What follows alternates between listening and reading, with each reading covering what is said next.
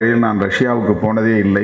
முதல் முறையாக என்னை ரஷ்யாவுக்கு அழைத்து போனவர் நம்முடைய முனைவர் ஜின்னா அவர்கள் தான். அதை தாண்டி இன்னொரு நாட்டிலே ஹலால் மாநாடு. உலகத்தின் பல நாடுகளில் இருந்து பெரிய பெரிய ஆளுமைகள், அதிகாரிகள், தொழிலதிபர்கள், வணிகர்கள், ஒரு இன்டர்நேஷனல் கான்ஃபரன்ஸ். எப்படி ஐநா பேரவையில் அனைத்து நாடுகளின் கொடிகள் பறக்குமோ அப்படி அனைத்து நாடுகளின் கொடிகள் பறக்கவிட்டு அந்த அரங்கமே ஒரு பெருமைக்குரிய அரங்கமாக இருக்கும். அந்த அரங்கத்தின் மையத்தில் பல நாட்டு தலைவர்கள் அமர்ந்திருக்கிற மையமான இடத்தில் கொண்டு போய் நம்மை அமர வைப்பது போன்ற ஒரு பெருமையை எனக்கு வழங்கியவர். அப்படி ஒரு பற்றுதல், அல்லது பற்றுதல் என்பதை விட ஒரு நம்பிக்கை. அந்த நம்பிக்கையின் அடிப்படையில் தான் அவருடைய முதல் நூலை வெளியிடுகிற இந்த சூழலில், இந்த மேடையில் நீங்கள் தான் வந்து இதை வெளியிட வேண்டும் என்று எனக்கு அன்பு கட்டளையிட்டார். சொல்லப்போனால் இன்றைக்கு நான் சென்னையில் ஒப்புக்கொண்ட நிகழ்ச்சிகள் ஏராளம். ஆனால் அவருடைய அழைப்பை என்னால் தட்ட முடியவில்லை, தவிர்க்க முடியவில்லை.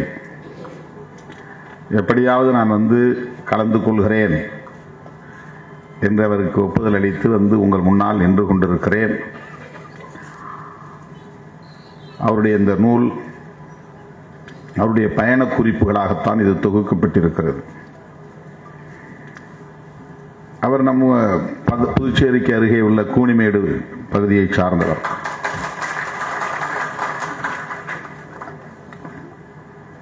இதுவரையில் 4,745 கிலோமீட்டர் தூரம் பயணித்திருக்கிறார். உலகம் முழுவதும் 5 கண்டங்களை சுற்றி வந்திருக்கிறார்.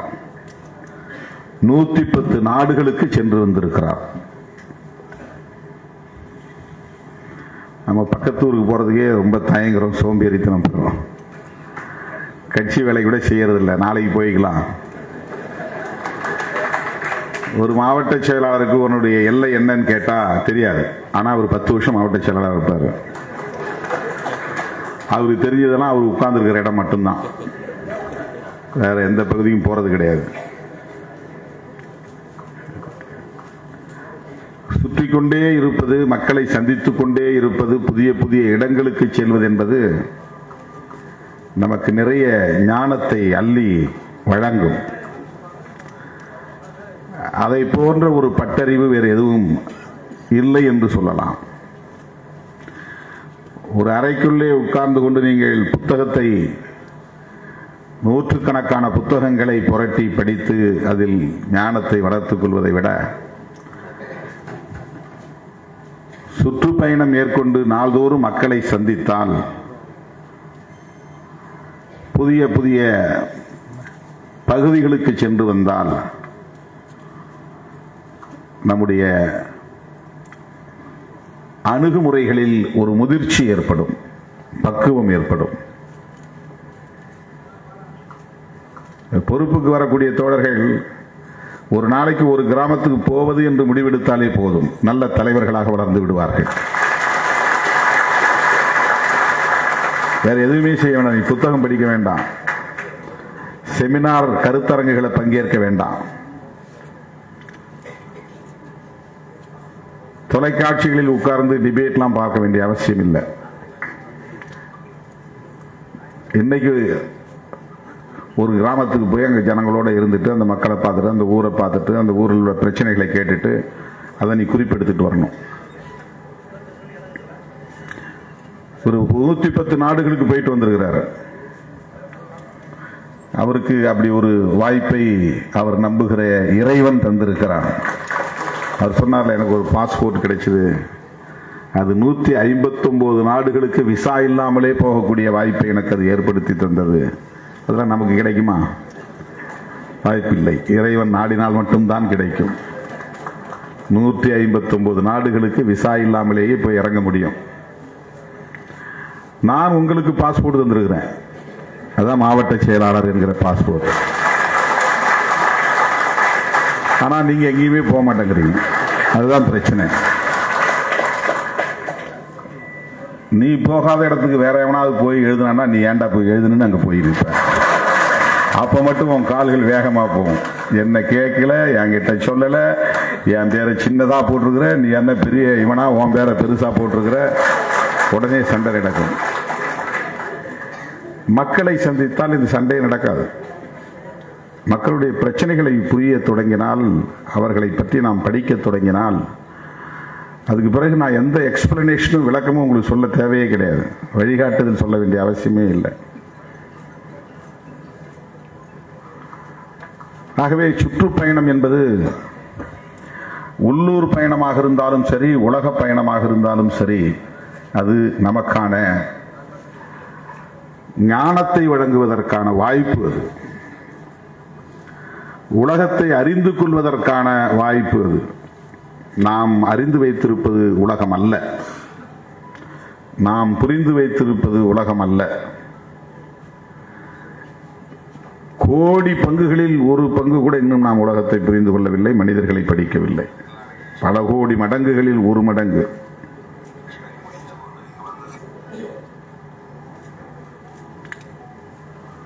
நம்முடைய ஊர்களிலே இன்னும் நாம் நிறைய சென்று பார்க்க வேண்டியிருக்கிறது, அதை கவனிக்க வேண்டியிருக்கிறது. நம்ம போறோம், நிறைய இடங்களுக்கு போறோம். போற இடங்கள்ல நமக்கு இப்ப இவருடைய பார்வை எப்படி இருந்திருக்கு பாருங்க. இவருக்கு போற நான் கூட நிறைய நாடுகளுக்கு போனேன்.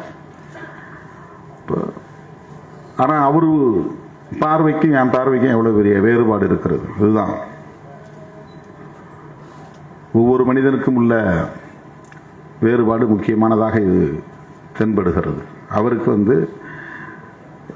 25 இறை தூதர்கள் பிறந்த இடங்கள். இந்த இடத்துல இந்த இறை தூதர் பிறந்தார், அவர் இப்படி போதனைகள் செய்தார், இந்த இடத்திலே அவர் மறைந்து போனார், அவரை பற்றிய குறிப்புகள் இங்கே இருக்கின்றன. உலகத்திலேயே ஆதாம் பெயரில் ஆதம் மலை என்கிற ஒரு மலை இலங்கையில் தான் இருக்கிறது. அப்படி என்றால் முதல் மனிதன் தோன்றியது இலங்கை என்கிற அந்த பகுதி தான். அதுதான் லெமுரிய கண்டத்தின் எச்சம். லெமுரியா என்கிற ஒரு நிலப்பரப்பு மண்ணுக்குள்ளே, கடலுக்குள்ளே அமிழ்ந்து போனது, மூழ்கி போனது. சுனாமின்னு சொல்றோம் இல்லையா, அந்த மாதிரி கடற்கோள். அதற்கு முன்னதாக ஆஸ்திரேலியா நம்முடைய நிலப்பரப்போடு இருந்தது, தென்னாப்பிரிக்கா நம்முடைய நிலப்பரப்போடு இருந்தது. அதெல்லாம் ஒரே கண்டமா இருந்துச்சு.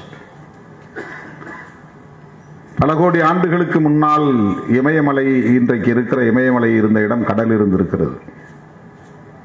பல கோடி ஆண்டுகளுக்கு முன்னால் அரியலூர் மாவட்டமே கடலூராகத்தான் இருந்திருக்கிறது.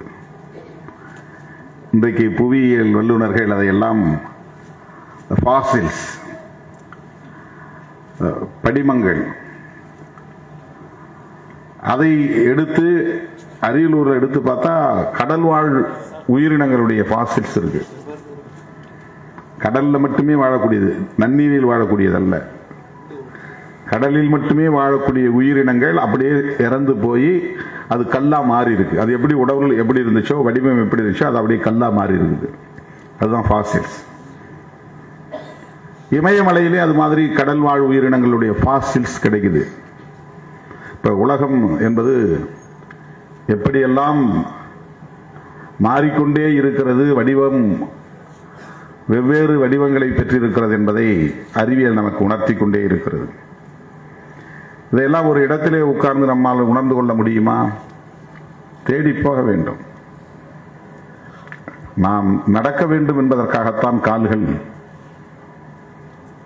பயணிக்க வேண்டும் என்பதற்காகத்தான் கால்கள். இன்றைக்கு பயணத்தின் வடிவம் மாறி இருக்கலாம், ஆனால் பயணம் அவசியமானது.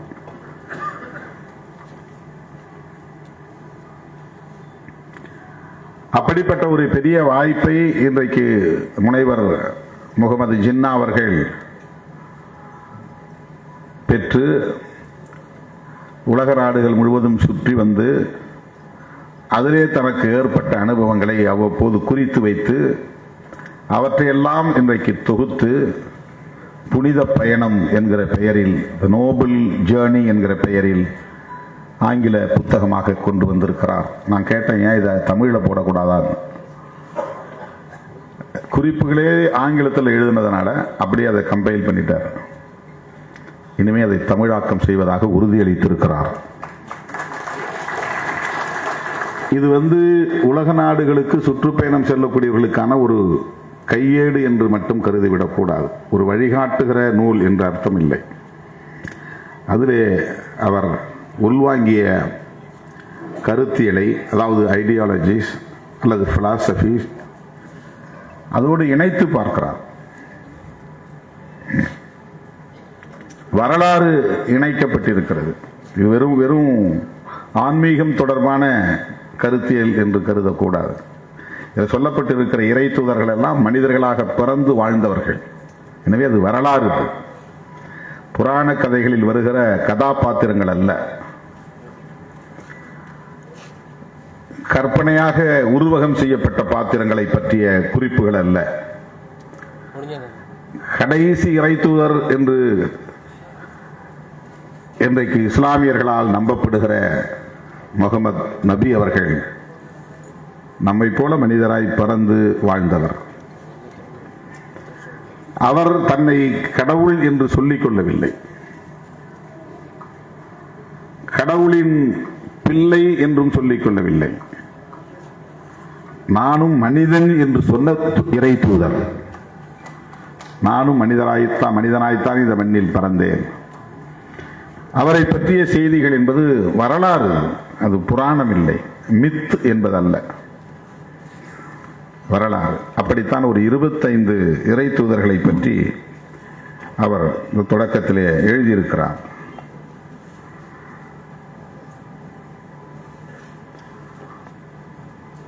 ஆகவே இந்த நூல் வரலாற்று குறிப்புகள் அடங்கிய ஒரு நூலாகவும் விளங்குகிறது என்பது இந்த நூலுக்குள்ள ஒரு பெருமை. இதனை கட்டாயம் அவர் தமிழாக்கம் செய்ய வேண்டும் என்று உங்களின் சார்பில் அழுத்தமாக வேண்டுகோள் விடுக்கிறேன்.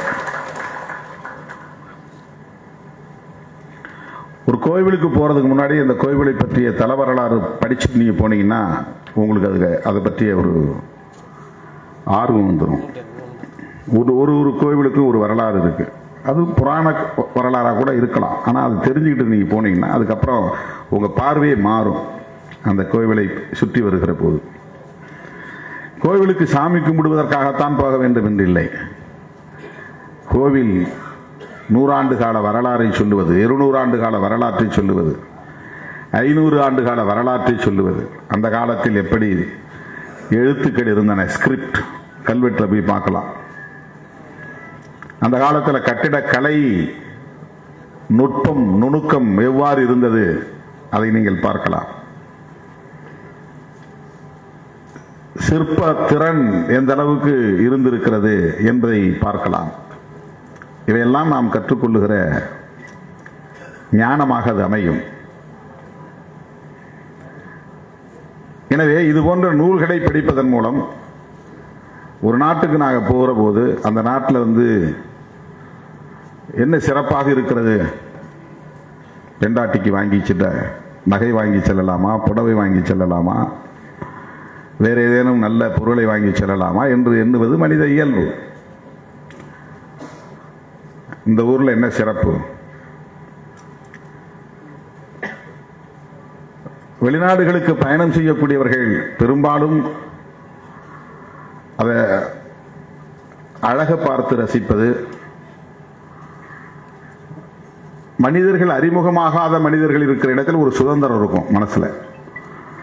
நிறைய அறிமுகமான மனிதர்கள் இருக்கிற இடத்துல அது நமக்கு நம்முடைய சுதந்திரம் பறிபோவது போல ஒரு உணர்வு இருக்கும்.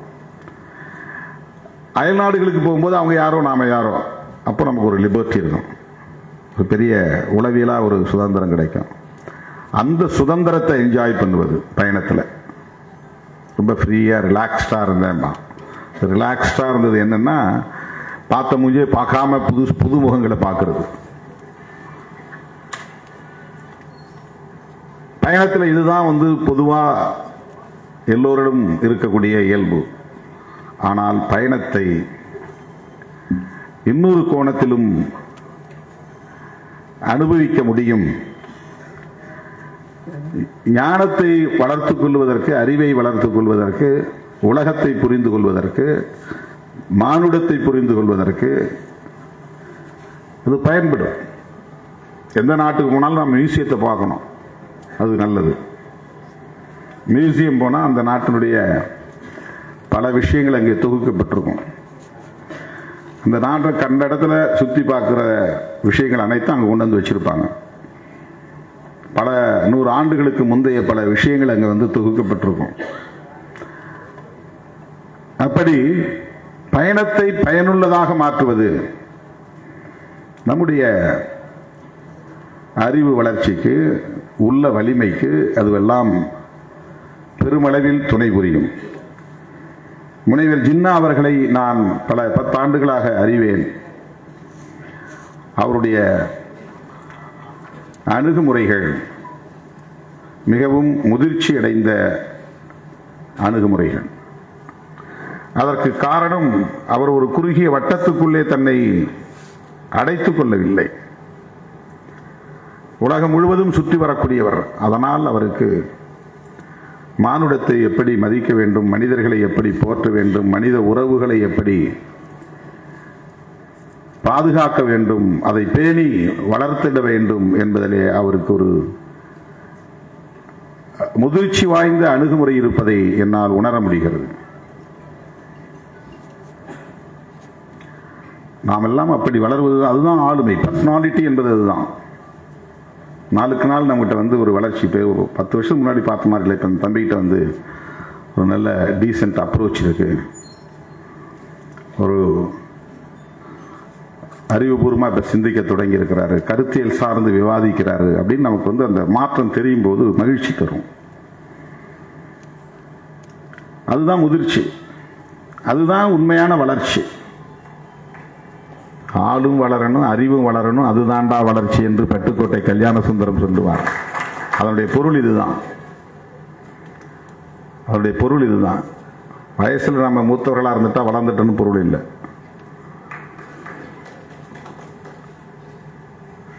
பெரிய படிப்பு படிச்சுட்டதுனால நம்ம பெரிய அறிவாளின்னு அர்த்தம் இல்லை. பெரிய சயின்டிஸ்டாக இருப்பான், ஆனால் எப்படி மக்கள்கிட்ட அணுகிறதுன்னு தெரியாது, சாதாரண மக்களை எப்படி மதிக்கிறதுன்னு தெரியாது. அப்படி தெரியலன்னா அது வளர்ச்சின்னு அர்த்தம் கிடையாது. முனைவர் ஜின்னா அவர்கள் அப்படிப்பட்ட ஒரு முதிர்ச்சியான, நல்ல பக்குவம் அடைந்த ஒரு ஆளுமை என்பதை நான் உணர்ந்திருக்கிறேன், உணர்கிறேன். எனக்கு இந்த வாய்ப்பு கொடுத்துட்டாருன்னு சொல்லலை. அவர் எல்லாரையும் அப்படிதான் நடத்துவார், அப்படிதான் எல்லோருடையும் பழகுவார். அவர்கிட்ட பதற்றம் இருக்காது, பரபரப்பு இருக்காது. பிறரை பற்றி குறை சொல்லுகிற போக்கு இருக்காது.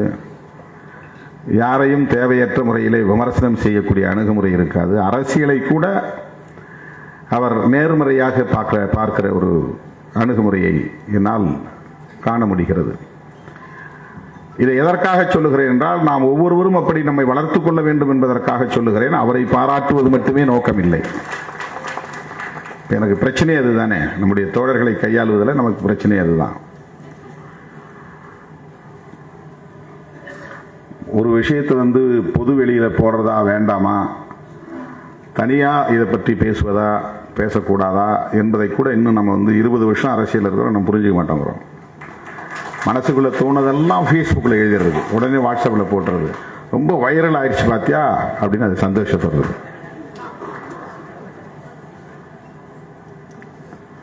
உட்கட்சி விவகாரங்களை பொதுவெளியில் பதிவு செய்யக்கூடாது என்று திரும்ப திரும்ப சொல்லி வருகிறேன். ஆனால் யாருடைய ஏற மாட்டேங்குது, அது உள்வாங்கவே மாட்டேங்கிறாங்க.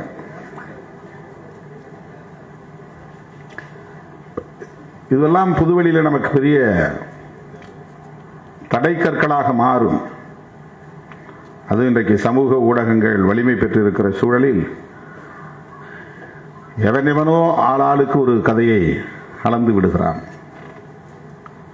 அதையெல்லாம் நாம் பொருட்படுத்தக்கூடாது, அதை கடந்து செல்ல வேண்டும். கட்சியில மறுசீரமைப்பு நடவடிக்கையை நான் எவ்வளவு ஜனநாயகபூர்வமாக மேற்கொள்ள வேண்டுமோ அவ்வளவு தூரம் ஜனநாயகபூர்வமாக அணுகி வருகிறேன். யார்ட்டையும் கருத்து கேட்காம எதையும் எடுத்தேன் கவிழ்த்தேன் என்று நான் செய்ததில்லை. ஒருவேளை சற்று தாமதமாகும், அது ஒரு பிழையாக கூட நாம் விமர்சிக்கலாம். ஆனால் அவசரப்பட்டு எதையும் நான் செய்ததில்லை. உடனே இது செய்து முடித்தாக வேண்டும் என்று அவசரப்பட்டு இதுவரையில் எந்த ஒரு முடிவையும், பாதிப்பை ஏற்படுத்தக்கூடிய முடிவையும் நாம் எடுத்ததில்லை.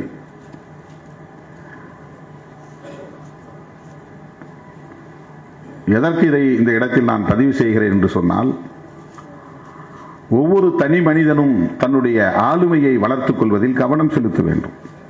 அதற்காகத்தான் அவர் ஒரு முன்மாதிரியாக, ஒரு எக்ஸாம்பிள் என்கிற அடிப்படையில் இங்கு பதிவு செய்கிறேன். நான் பாராட்டி அவருக்கு ஒன்றும் கிரீடம் வந்துட போறதில்லை, அல்லது எனக்கு எந்த கிரீடமும் வந்துட போறதில்லை. ஆனால் இதை இவர் இந்த பொதுவெளியிலே பதிவு செய்வதற்கு காரணம், எவ்வளவோ பணிச்சுமைகளுக்கு மத்தியில் 110 நாடுகளுக்கு பயணம் செய்தவர், அதையெல்லாம் பொறுப்புணர்வோடு குறிப்புகளை பாதுகாப்பாக வைத்திருந்து அதை ஒரு நூலாக தொகுத்தளித்திருக்கிறார் என்று சொன்னால், தன்னை ஒரு எழுத்தாளராக காட்டிக்கொள்ள வேண்டும் என்பதல்ல அவருடைய நோக்கம். நானும் புத்தகம் எழுதியிருக்கிறேன் என்று பதிவு செய்வதற்கு அல்ல அவருடைய நோக்கம். தன்னுடைய உணர்வுகளை மற்றவர்களோடு பகிர்ந்து கொள்கிறார், அவருடைய பக்குவத்தை வெளிப்படுத்துகிறார் என்பதுதான் அதில் புரிந்து கொள்ள வேண்டிய ஒன்று. நீங்க உலக நாடுகளுக்கு பயணம் செய்ய வேண்டாம், உங்களை சுற்றியுள்ள பகுதிகளுக்கு செல்லுங்கள், மக்களை சந்தியுங்கள், அதை நாள்தோறும் நாட்குறிப்பிலே பதிவு செய்யுங்கள். அதை எழுத முடியாதா? எழுத முடியும். நான் 25 வருஷமா சொல்லிட்டு இருக்கிற அந்த மறுசீரமைப்பு நடவடிக்கைகளை தொடங்கிய காலத்திலிருந்து மாவட்ட செயலாளர்கள், மாநில செயலாளர்கள் கட்சி பணிகளை செய்கிற போது கையிலே ஒரு ஏடு வைத்திருந்து அவற்றையெல்லாம் நீங்கள் ஒவ்வொரு நாளும் நாட்குறிப்பாக அவற்றை பதிவு செய்து வாருங்கள். எவ்வளவு தூரம் கடந்து வந்திருக்கிறோம். 25 ஆண்டுகளாக இந்த கடினமான அரசியல் களத்தை தாக்குப்பிடித்து நாம் அரசியல் களத்தில் தாக்குப்பிடித்து நின்று இருக்கிறோம். இது என்ன சாதாரணமான ஒன்றா? சாதிய இறுக்கம் நிறைந்த இந்த சமூக கட்டமைப்பிலே ஒரு அரசியல் சக்தியாக இவ்வளவு நாட்கள், இவ்வளவு ஆண்டுகள், இவ்வளவு தூரம் நாம் தாக்குப்பிடித்து நிற்பதே ஒரு சாதனை.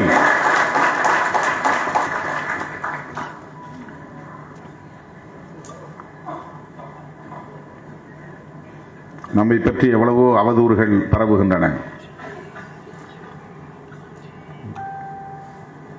நாம் என்ன முடிவெடுக்கப் போகிறோம் என்கிற விவாதங்கள் நடைபெறுகின்றன.